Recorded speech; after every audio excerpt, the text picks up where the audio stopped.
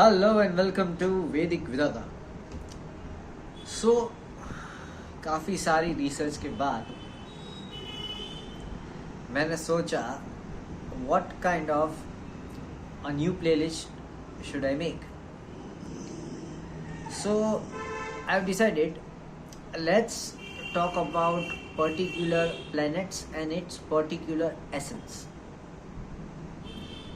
So right now I'm starting with Moon. Okay, Chandra. Now we'll discuss Chandra in first house for all different Rashis. Okay, in next video we'll discuss about Chandra in second house for all different Rashis. Then we'll discuss for Chandra in third house for all different Rashis. Okay, so we are going into depths and detail of each and every planet, where it is situated, how it is placed, and in which order it is into. Okay, so this playlist is all about Moon से Chandra. Okay, so इस साल श्रावण का पुरुषोत्तम महीना है, so we are starting with Chandra. Okay, so today's video is all about Moon in first house for all different zodiacs. Okay, there would be some complications and I will come to it as and when I am describing it. Okay, so let's start. So what is Chandra? First of all, what is the main karaka element of Chandra? The element of Chandra is water, because as Chandra rotates, okay, there are tides around the earth. Okay, wherever see, this is the earth, and if Chandra is going up, there is a high tide up. If it is going down, it is a high tide down. So as the Chandra is moving, water is moving with it. Okay, so if Chandra is coming over here, so over here would be high tide and over here would be low tide. Again, Chandra is coming lower down. Okay, so over here would be high tide and over here would be low tide. Okay, so when Chandra is over here, it would be Purnima on this side of the earth and Amavasya on this side of the earth. Okay, so Tithis are actually very variant. And what is the basic nature of Chandra? The basic nature of Chandra is chanchalta, which is unsteady behavior.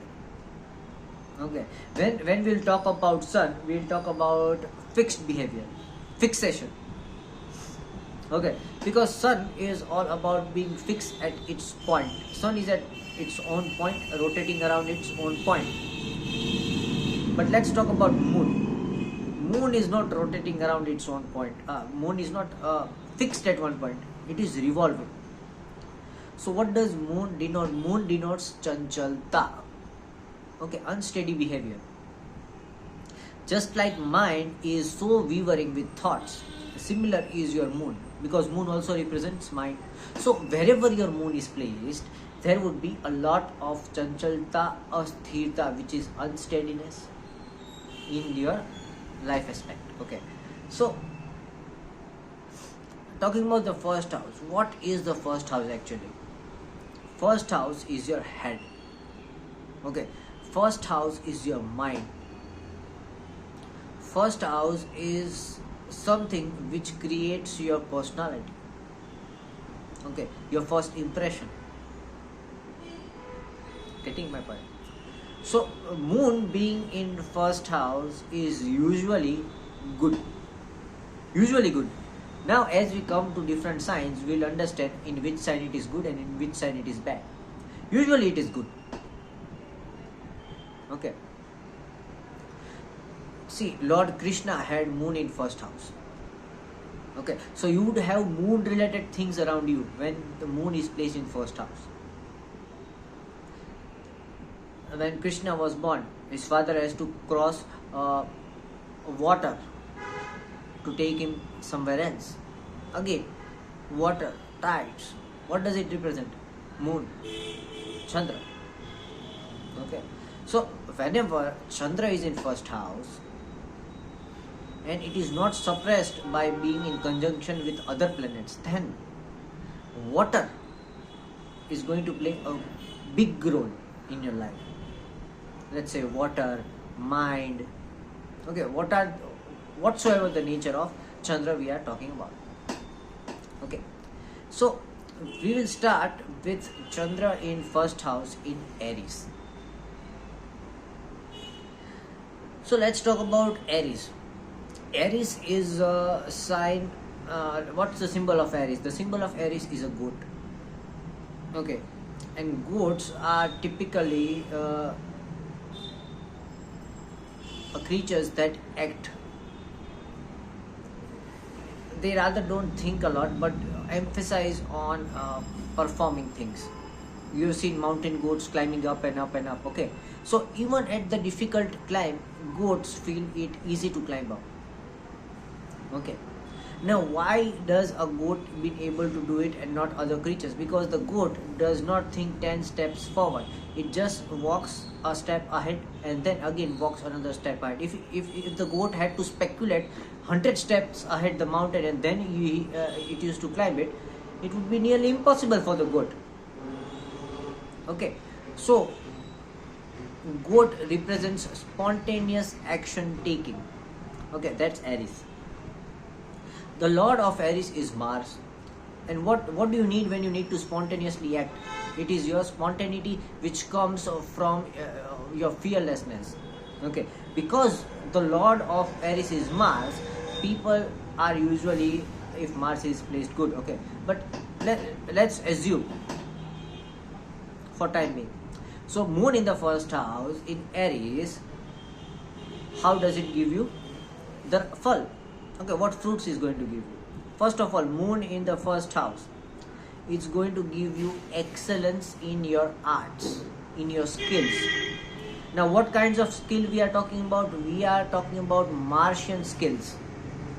Okay, so Mars is a fiery planet. Mars is a planet of fire. Now moon placed in a fiery sign, it may typically not look good. Okay, typically it doesn't look good that Mars is a fiery planet. Aries is a fiery sign in which moon, a water planet, is placed. So what happens is, in this scenario, the person utilizes most of its skills of mental strength into harmonizing its internal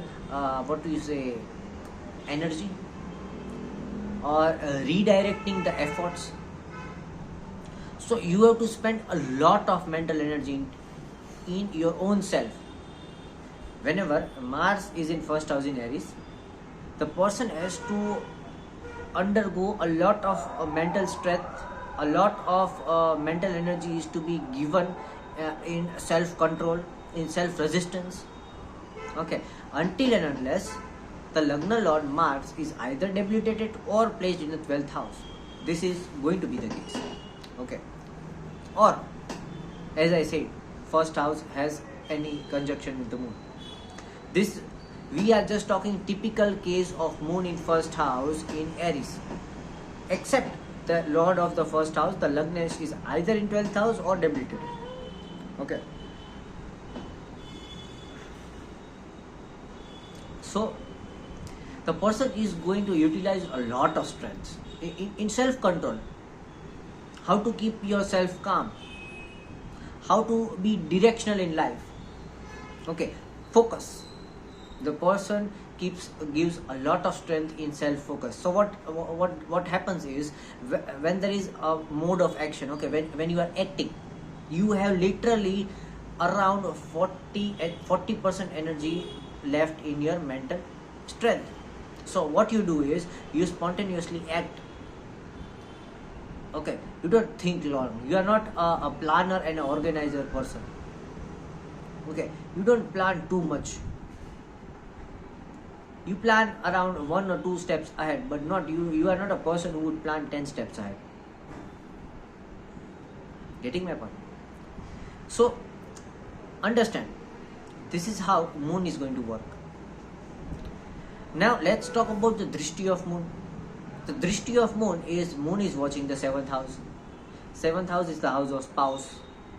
Okay, for Aries ascendant, 7th house would be Libra. The lord of Libra is Venus.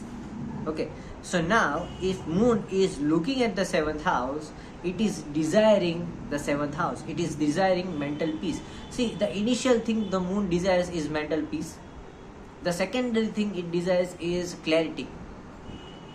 Okay, after peace, the mind wants clarity. Okay, after clarity, the mind wants intellect. Okay, intellect is again Mercury, but let's not be specifically intellect, but speculation, we would say. So third thing it desires is speculation. Okay, so first it needs peace. After it has got peace, it would need clarity, and after clarity, it would need speculation. So these are the three things moon needs. Okay, now moon needs it from the 7th house from itself. Is moon, if moon is in the 1st house, it needs it from the 7th house. 7th house is a house of partnerships, spouse, relationships. Okay, so this person needs complete mental peace from their relationship, from their partners. After they have achieved that complete mental peace, if the opposite person is giving the mental peace, then the person would desire clarity. Okay, and after desiring clarity, the person would desire speculation. Okay, so 7th house being Libra, it is quite good for them, since if the spouse is belonging to a nature of Venus, Venus and moon are usually friends. Okay, so the person would be soft spoken and soft hearted, emotionally driven, in order to achieve these three things from their spouse. Because what is reflecting is the Venus. Okay, so the person approach is from the Venusian approach, that is from harmony, love, affection, and desires peace, clarity, and speculation. Okay, so you see Aries ascendants, moon in 1st house, and you know how to approach them. Okay, what they want in life. So it is what they want from their spouse. Okay, so whenever they are distressed, whenever they are not in their mental harmony, okay, whenever they are not clear in their thoughts, who are they going to run to? They are going to run to their spouse. Okay, now let's talk about the Digbal place of moon. The Digbal place of moon is 4th house. Okay, so 4th house from the 1st house is 4th house. 1, 2, 3, 4. Okay, from the 1st house, the 4th house is going to be 4th house. So where the moon is going to be feeling completely comfortable, it is the 4th house, which is home, especially the dining area where you eat. Okay, so whenever this person wants peace or desires peace or wants to just spend time in leisure, you will find that person staying at home or sitting at the dining region, or whenever the person eats. If the person eats on the sofa, he would sit there and relax. So the mind is going to get clarity from the 4th house from itself. Okay, getting my point? The mind gets clarity from the 4th house from itself. So we have to see 4th house from moon. That's where the moon is completely comfortable. For the 1st house moon, it is definitely going to be 4th house, which is their dining place and their sweet home. Okay, and for Aries ascendant, again it would be the house of Cancer. The lord of Cancer is moon, and when we talk about moon inside our home, we are talking about mother. So the person is say very much connected to the food of mother. The person may love what his or her mother is cooking. Okay, they are foodaholic. Whatever their mother is making, the person is going to love. Okay, because moon is also food. Let's talk about Krishna. Krishna was 1st house. Okay, so Krishna, as we see the 4th house, what did Krishna love? Krishna loved her mother made butter. He used to love it. where he would be feeling more joyful. How games he used to play. Makhanchor, we call him Makhanchor, right? So see it how it relates. Okay. Now let's talk about Ashtami. The Ashtam Bhav from moon is not good. Okay, so let's see, the 8th house from the first house is going to be 8th house, and the 8th house for Aries ascendant is going to be Scorpio. So the person is going to feel like dying when the person is shown that he has to get transformed like a Scorpio. Okay, so transformation is tough for the mind. Okay, so if you say moon is mind, what is the toughest thing for mind? The toughest thing for mind is transformation. Okay, so 8th house is the toughest thing for mind. Okay, so mind has to kill or die its own programming in order to attain some new programming. So 8th house from the moon is where you will face most of the difficulties. So the person is going to feel most of the difficulties from Scorpio. Now Scorpio is again Mars. So person is what we say rage, anger, and the characteristics of Scorpios again, like not being able to stand on their words, promises. These are the things these people are going to be tough with. Okay. Now let's go to Taurus ascendants. Taurus ascendants, that is number 2, Taurus. Taurus in the first house, and moon is placed in Taurus, and they are Taurus ascendants. Okay, so again we'll check the 7th house. What is the 7th house? If we count 2, 3, 4, 5, 6, 7, 8. So number 8 becomes the 7th house, that is Scorpio. So what happens is, Taurus, the sign, the lord of the sign is Venus. Venus and moon being feminine planet, the person has too much of feminine thoughts inside the head. If it is a female, very good. If it is a male, you would see peculiar feminine traits into that male. Okay, so moon placed in the sign of Venus may also give some polygamous thinking. Okay, but apart from that, it makes the person's feeling very let's say emotional. They are harmony loving people. Their mind loves harmony. Their mental food is love and affection. You give them love and affection and they are satisfied from the mind. Okay, Taurus ascendant with moon in the first house. Now let's check what is the Drishti. Drishti is in the 8th house. What is the 8th house? 8th house is Scorpio.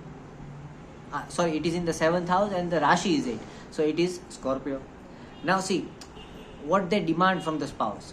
From the spouse they demand some masculine traits, because since they are overly feminine, they would love masculine traits. Okay, so it's good if you see a Taurus ascendant with moon in first house, you should always be a masculine person around them and they will love them. They don't want some what you say stubbornness, but rather they would need that you be on the decision, you be on your own decisiveness, you take your own decisions.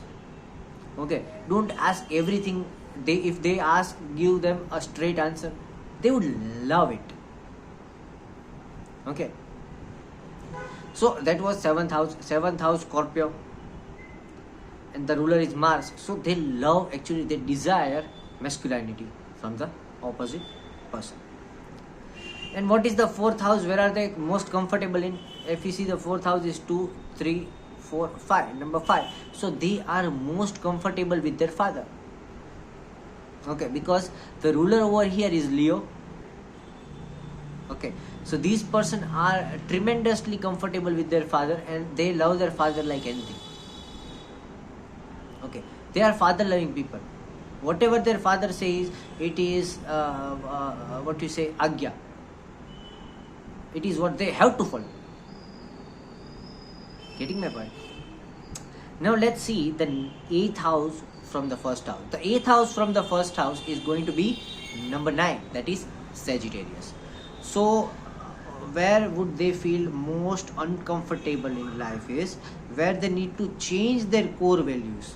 because Sagittarius is all about their core values. Okay, so if the person is challenged to change their core values, it is going to be tough for them, very much tough for them. Okay, and Jupiter being the Lord, it is definitely going to disrupt the digestive system. Okay, they would feel more anxious. Okay, the serotonin dopamine balance may be disrupted. There might also be some sugar issues if they go into too much of stress. Okay, so whenever they feel like mentally dying, they feel like such whenever they are challenged to change their core values or ethics or morals or whatever you say. Okay, if and only if Jupiter is not placed in retrograde motion. Okay, so this was Taurus. Now let's talk about Gemini. If Gemini is the ascendant and Moon is sitting in Gemini, so what is going to be the reason? Outcomes, I mean. So let's talk. If Gemini is the first house, the seventh house is going to be number 9. Okay, 3, 4, 5, 6, 7, 8, 9. So number 9 would be the seventh house. Now peculiarly, Gemini is about partnerships and communication. Okay, if you see the icon of Gemini, I won't say icon, the symbol of Gemini, it is about male and female. Okay, now what is the most important factor of Gemini is communication. Okay, so the more you communicate, the better you communicate, they would have more clarity inside their mind. Okay, so what we say, they talk too much inside their head. Okay, so if you are a Gemini ascendant and if you have Moon in the first house, you are talking with yourself too much in your head. Okay, I won't say overthinking, because overthinking is different. Overthinking is thinking and thinking and thinking, whereas self-talk is questioning yourself in the mind and answering it, questioning yourself in the mind and answering it, questioning yourself. And these questions would be of both styles, like they can be masculine questions, they can be feminine questions. Okay, you might be a critic to yourself, being a sign of masculinity, or you might be a self-praiser, being a sign of femininity. So this self-talk is very much important in order to keep your mind calm. The more self-talk you do, more clarity you are getting in how the actions you need to perform. Now what the mind is desiring is, again we have to see the 7th house. 7th house becomes Sagittarius. Sagittarius, again as we talked about, the ruler is Jupiter. So what they seek complete understanding of anything in their life, especially their spouse, partnerships, relationships. Okay, so since Jupiter is the Karak, Jupiter is also the knowledge and Jupiter is also the understanding. Okay, we are not talking about utility, it is again Mercury, we are talking about knowledge. So you need complete understanding of your spouse and partners. More than that, you would need a different style of knowledge. That is the knowledge to understand what the person is thinking. Okay, so you might be also interested in the field of psychology. Okay, so basically you need to understand people, especially your spouse. So your mental peace is when you have completely understand your spouse or partners or relationships, anything like that. Whenever you are questioned or things becomes unpredictable about your spouse, it is going to be a hell lot of mental disturbance for your life. So if you want to keep a Gemini ascendant with Moon in first house happy, never keep them in unpredictable situation. Give them straight answers. Tell them what they want to know. Give them whatever they ask. Give them answers to everything and they would be into mental harmony and peace. Okay. Watching the 4th house where it is most comfortable is going to be 3, 4, 5, 6. Number 6, that is Virgo. So they would be most comfortable about with their brothers and sisters, I would say. So if they have brothers and sisters, they would be most comfortable with them, especially sisters, because Mercury being a feminine planet, they would prefer sisters or a feminine brother. Okay, if there are no sisters or a feminine brother, then they would go to brother. Okay, but as I said, 4th house is again your dining region, your home. Okay, so the most comfortable place is again going to be your home. And let's see what is the most discomfort in your life. It is the 8th house. 8th house is going to be number 10. Number 10 is your Capricorn. Now Capricorn ruled by Saturn, and Capricorn Saturn is different from Aquarius Saturn. The Capricorn Saturn is all about labor and hard work. Okay, so the most discomfort region in your life would be your workplace, and small people would always create some disturbances in your life. Okay, so I won't say disturbances, but you would be irritated with small people. Okay, labor class people, sweepers, cleaners, all the small vargas of people. But talking about what's the main discomfort for you is your workplace, and secondarily it might be your mode of action. Okay, so you would always question how to do things. Okay, the how of anything would be the toughest thing for you. You always know what to do, why to do, when to do, where to do, but the how would always be a difficult scenario for you. Okay, let's talk about Cancer ascendants now. Number 4, if you are a Cancer ascendant and you have Moon in the 1st house, you have done fabulous karma in your past life, especially giving someone harmony, mental peace at the cost of your peace. Okay, so if Moon is in Cancer and Cancer is your Lagna, life is very peaceful for you. Yes, you might have some issues related to Venus, that is love. You might be having some issues related to career, that is Saturn. Might be with knowledge, that is Jupiter. Might be with your respect and your look, that is your Sun. Your communication, your business, your intellect, that is your Mercury. But you would never have mental unrest and mental disturbance. Your mental peace would be always good. Moreover, you have the blessing of a good sleep. You would always have good sleep. Always. Sleep is very good for you. Whenever you have some troubles, whenever you have anything in life, go to sleep. Whenever you have some issues, go to sleep. And when you wake up, you will be fabulously relaxed. Okay, now where this Cancer Moon is looking, okay, let's see the 7th house. The 7th house from the Cancer Moon is Capricorn. Now, this is a tough situation. Capricorn has the Lord Saturn. Saturn in the 7th house is Digbal, because Saturn is also Kamdev. And when you are getting Kamdev, that is lust, sex from your partner, you would be fulfilled and satisfied. So in this case, you are getting a wonderful sex life. You are getting a very good bad time, bad pleasures are very good in your life. If and only if Saturn is not debilitated and not in retrograde. Okay, so you are getting a very good sex life. But let's see what the issue is. The issue over here is that when Saturn and Moon are conjoined, they do not make a very good pair. Why? Because Moon is all about mind, and mind is all about thinking, and Saturn is all about action and karma. Act, act, act and act. Saturn is all about action. So Saturn does not want to think a lot, but to act a lot. Moon wants to think a lot. So there would be this typical dilemma between you and your spouse about thinking and doing things. You would want to think and then do things. He would want to do things and then see the outcome and then again choose. Okay, it's like a chess game. You would think and then make a move, and your spouse would like to just make a move and see your move and then again plan for next move.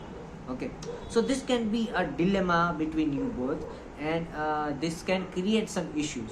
In order to clear these issues, we have to see what the 4th house is. Okay, so what the 4th house is over here. Over here the 4th house would be 4, 5, 6, 7. Number 7, that is Libra. Now the Lord of Libra is Venus again represents love, harmony, skill, art, creation. Okay, so what happens whenever you indulge yourself in creativity, some artwork, okay, or harmonizing, loving people, okay, this would I won't say remove, but lessen your trouble or quarrels. Okay, so whenever you feel some quarrels or fighting between you and your spouse, go and do some artwork, especially on your dining table. Do some artwork, do some design, anything you want, and you will feel very calm. You can also gift a perfume to your spouse, and your disputes might end. Okay, so gift a perfume to your spouse, or ask your spouse to bathe with rose water. You both have to bath with rose water. If not your spouse, typically you. Okay, so this is the 7th house and the 4th house, what you are seeking, what's happening, and where you are comfortable with. Now let's see where you are not comfortable is. You are not comfortable at the 8th house, and 8th house is Aquarius. Okay, so now let's talk about Aquarius. See Aquarius Saturn is different from Capricorn Saturn, because in the Kal Purush chart, house number 11 is Asuric house, and house number 12 and 10 are Sura house. Okay, so Capricorn Saturn is good. Why? Because it is Asur, it is a Dev, it is a Sur, it is Sur, let's not confuse it, it is Sur, and Aquarius Saturn is Asur. Okay, so over here you are very much disappointed, or let's say mentally disturbed with how the Asuric things are there around you. So wherever you find all the Asuric things like drinking, or say smoking, or anything which is tamasic, okay, so you fear that tamasic tattva around you. Okay, so that tamasic tattva is always going to disturb you. Another Aquarius thing is you see the sign, it is pouring away. So you don't like to remain unfulfilled in life. Whenever you are unfulfilled, whenever you have questions but no answers, you would feel very disturbed in life. Okay, so what you need to do, you need to always remain fulfilled in life, satisfied and fulfilled. અધૂરું feel નહીં કરવાનું જીવનમાં કોઈ દી. Never. Always try to be fulfilled in life. આખું ભરાયેલો જ રહેવાનું, full મોજ. Okay. Now let's go to number 5, that is Leo. Leo over here is Moon in the 1st house, ascendant as Leo. Now Moon in Leo, see, Leo is again a masculine sign.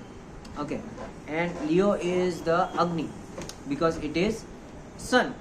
Now Moon is a feminine water planet in Sun, which might create some problems related to your body tendencies. Okay, because let's be clear over here.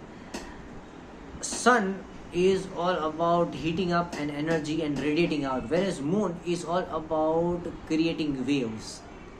Okay, so there would be radiating waves inside your body, and this would create some balance in your thermodynamical state. So the most common disease for you would be fever. The second common thing would be chills. High or low blood pressure would be something which you might get in older stage. Okay, let's not go over there. So Leo Chandra is also good, also bad. First of all, when Sun is somewhere aspecting with Moon, it is going to give you a very good writing skills. It is going to give you creativity with poetry, and it is also going to give you inclination towards literature.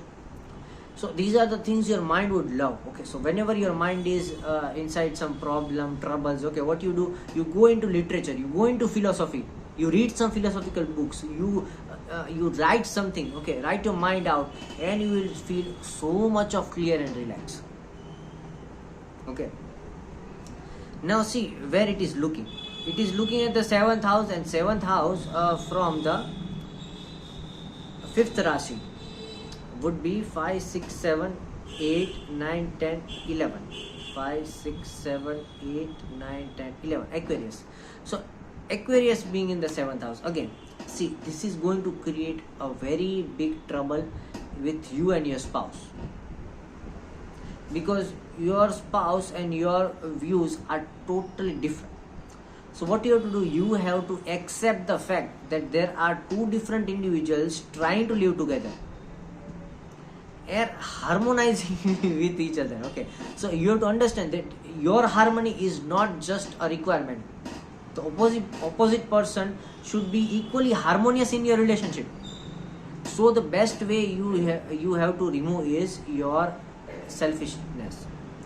Don't be selfish. Think about the opposite person more. Understand the fact, if you are a Leo Ascendant, if you have Sun in the if you have Moon in the 1st house, okay, so with your spouse you always have to compromise.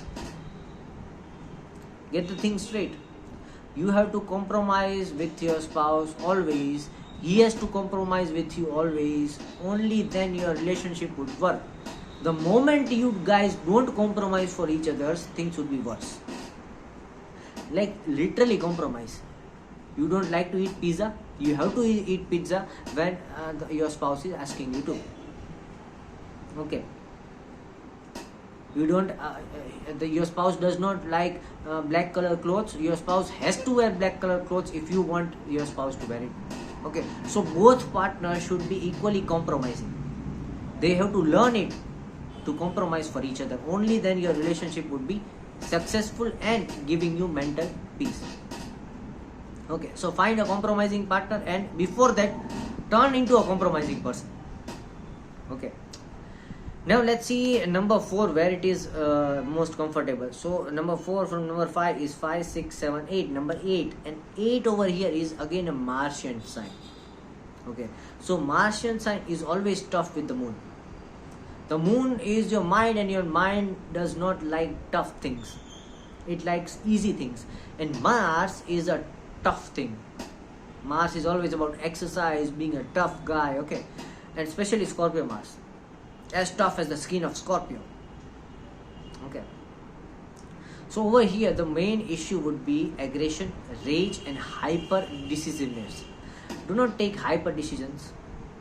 Second, when you are eating food, do not eat too much of garam masala, hot food, especially black pepper and all the spices, okay? Avoid spicy food. At certain age, I would say remove spicy food from your life. And don't try to, please avoid fighting in your dining region, okay? Or if you can, do not eat with anyone. Eat alone. It can give you a good, relaxed eating habit. Okay, now let's see where you are discomfort with.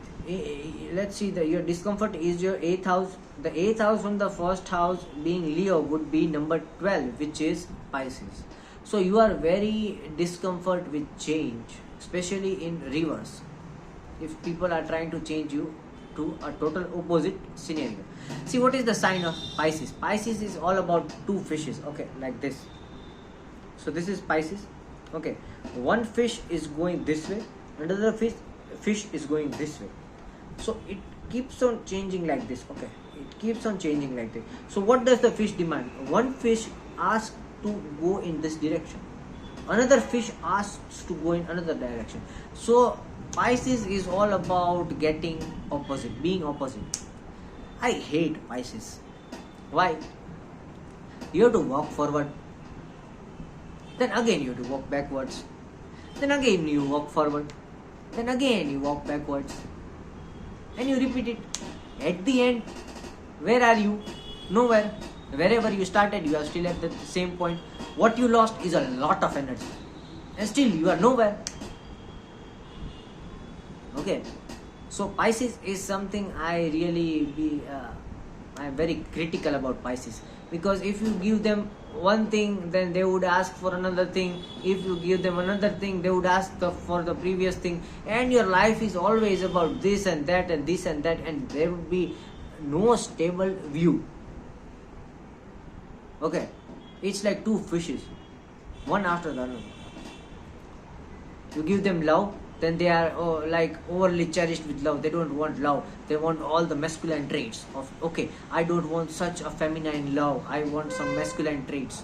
Okay, then again you give them, again you change for and be a masculine person, and again the person is fed up of the masculinity and demands for femininity. So this is going to be a very hell lot of problem. Okay, especially for moon. Pisces is a very frustrating sign, I would say, because they are never like satisfied in going in one direction. They always want to change direction, like the dumbbell. Like it bangs like this, bangs like this, ding ding ding ding ding ding ding ding ding ding. At the end of the day, it is banging on both the sides. Okay, so the problem is when someone is asking you to do something opposite to your own character, it would create a total mental unrest for you. You will go into some mental chaos. Okay, so if someone is asking you to do something which your core values are not willing to do, okay, it is going to give you a hell lot of mental chaos. Okay, so stay away from people who are asking you to do something which is not your own characteristics. Otherwise there would always be mental unrest. Remember that thing. Okay, so now let's go to number 6. Number 6 over here is Virgo. Chandra. Virgo being the ascendant, the first house, moon placed in Virgo. Now what it is giving? Moon placed in Virgo, the Lord is Mercury. Mercury, as you all know, the shortest path seeker. Virgo is the sign where it is the shortest way out. Virgo is also about cows and beauty. Okay, so when you see a moon in first house, a Virgo ascendant, the person would be a very beautiful person. They might have very good cows. Okay, they might have a very good personality, until and unless Mercury is debilitated or conjoined with malefics. They would be very beautiful, also very handsome. Okay, and what are they seeking?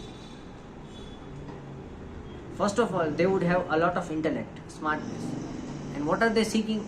The 7th house. See, count the 7th house would be Pisces. They are seeking the opposite ratio, as we talked about Pisces. Okay, so they want the opposite. So typically a Virgo ascendant with moon in it would need a typically reverse partner. Okay, so like magnetic north and south pole. If they are the north pole, they would love and fall in love with the south pole. If they are the south pole, they would fall in love with the north pole. So definitely, let's see, Mercury. What is the opposite of Mercury? Okay, what is the opposite of Mercury? The opposite of Sun is Saturn. The opposite of Jupiter is Venus. The opposite of Moon is Sun. Okay, so what is the opposite of Mercury? The opposite of Mercury is typically Ketu. Ketu is all about spirituality. Okay, so if the person is not spiritual, they would fall in love with a spiritual person. If the person is spiritual, they would fall in love with a materialistic person. Okay, so this is what the opposite nature I am asking about.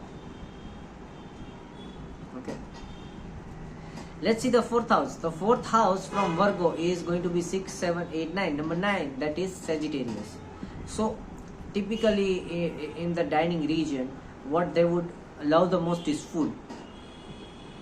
Okay, and they would be more comfortable when they are sharing ideas. Okay, because Sagittarius is also about sharing ideas and visions. Okay, so if you want to be more comfortable with such a person with Virgo ascendant, moon in first house, you have to share a lot of ideas. Okay, share a lot of ideas with the person, and person will eventually share a lot of ideas with you. Okay, so sharing ideas is going to make that person feel comfortable around you, especially their mindset. Okay, now talking about what the discomfort is. Okay, see, the 8th house from the moon is that discomfort. Now let's see what is the 8th house from the moon. It is Aries. So the discomfort is hard work. Isn't it easy? See, Virgo, Lord Mercury, the sign who is always interested in shortcuts. Moon is placed in that sign. And see, the 8th house from the moon is Aries, the sign of hard work. Okay, so they would be most uncomfortable while doing hard work.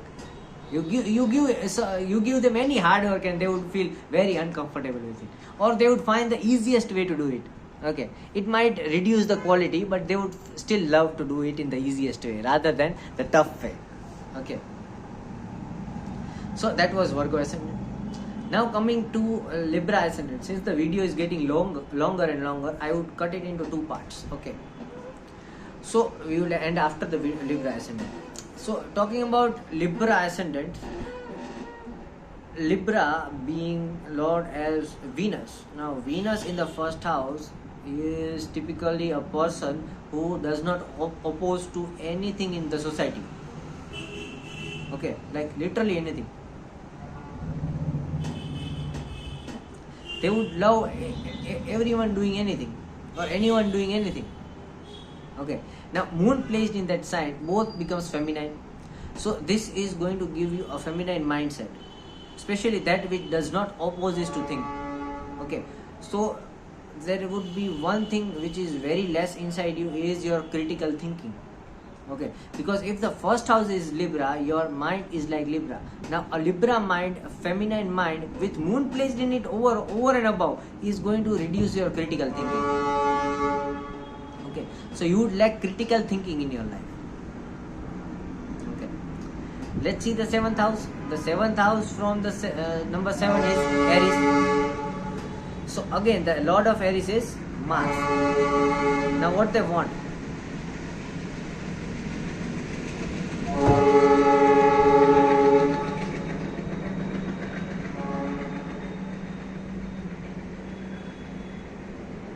Yes. So they want more of the masculine traits, a hard-working person as their spouse, because hard work is something that gives them mental orgasms. Okay, so they love hard-working people. They love people who are like bodybuilders. They love people with big muscles, like army men. Okay, so they love such kind of people. Since they are very feminine in nature, they would love the extreme masculine people, especially hard-working Martian type people. Okay, bodybuilders and stunt actors and something like that, who are very masculine people. Okay, this is what they love. Plus they would be seeking confidence from them. Okay, so the opposite person should be confident enough to give them mental stability, because Venus would make moon very unsteady. So what they would need is confidence. If they can't provide them with confidence, there is no love and affection. Okay, so you always have to give them more confidence, and they would always be in love with you. Okay, see the 4th house, where are they most comfortable with? The 4th house becomes number 10. 7, 8, 9, 10. Yes, the 4th house becomes number 10. So they are most comfortable with let's say working in their home. Okay, whenever they need to unwind and whenever they need to feel relaxed, all they do is clean their house. Okay, Libra Ascendant, moon in 1st house, whenever they are in mental unrest, whenever they are in trauma, whenever they have some mental disturbances, what they will do? They will start cleaning their house. They will start organizing their shelves. They will start cleaning their kitchen area. They will start cleaning. Okay, and all the unrest is going to unwind. Okay, now let's see the 8th house from the moon. The 8th house from the moon is going to be number 2. Number 2 is Taurus. Taurus, again a Venusian sign. So see, this is where the brick starts. 1st house is ruled by Venus, which is their comfortable house. 8th house is also ruled by Venus, which is the discomfort house. So what happens is, they would be discomfortable with or feel unrest with some Venusian arts, and yet they would pursue it. This is the dilemma.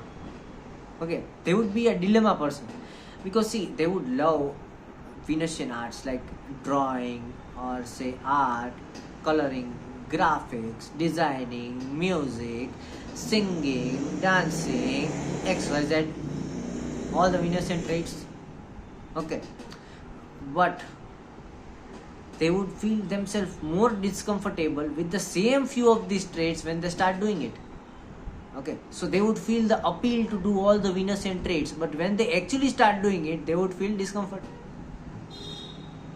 Getting my point? So this is where they feel some problem in their life. Okay, so since the video is getting longer, I would cut the videos in 2 parts. This is going to be the part 1, and part 2 I'll upload in the later duration, where I will explain moon in first house for Scorpio, Sagittarius, Capricorn, Aquarius and Pisces ascendants. Okay, so I hope this playlist is going to be a different playlist and a different viewpoint from each and every planet. Okay, so thanks for joining Vedic.